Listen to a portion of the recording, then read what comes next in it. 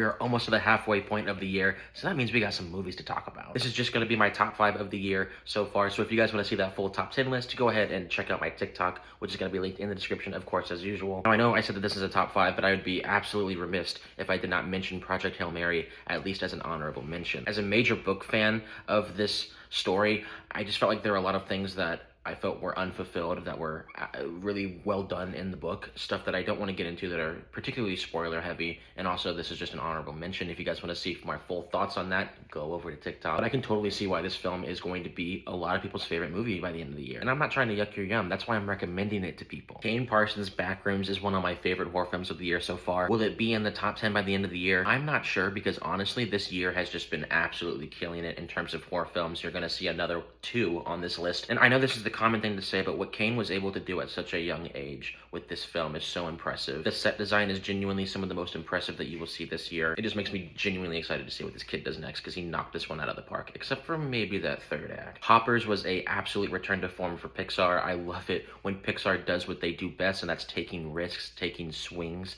throwing something at the screen that's going to make us both emotional and think at the same time, and that is exactly what Hoppers did. If you have not seen Hoppers, get on Disney Plus right now. For the longest time, this movie was honestly going to be my #1 on this list, and then a newer film came out, and then I kind of had to look at the list again and reevaluate, and I realized I was a little crazy. But nonetheless, good luck, have fun, don't die. Gore Verbinski's latest film in, I believe, like 10, 12 years is an absolute joyride. This movie is the best anti-AI film. It is a joyride. It's hilarious. It's violent at moments. It's even emotional. Sam Rockwell is a phenomenal lead in this film. I don't think we're going to see any sort of Oscar attention for this movie whatsoever, but go check it out. 28 years later, The Bone Temple is the 28 years film that I think people wanted that first one to be. This one is a lot more action-packed, and it is disgusting. It is gross, some of the stuff that happens in this movie, but it's also still wrapped in this very beautiful human philosophy script that Alex Garland just can't help but cook on. All right, if you guys know me, you know my favorite genre is horror, and what is the biggest horror film right now besides The Backrooms? Say it with me.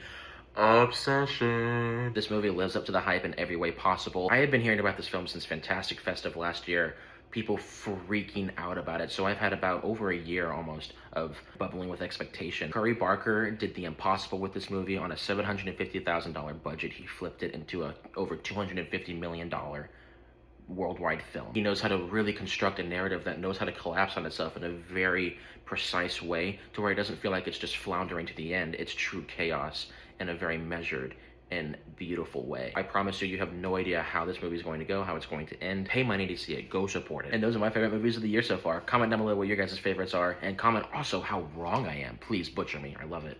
See you guys later.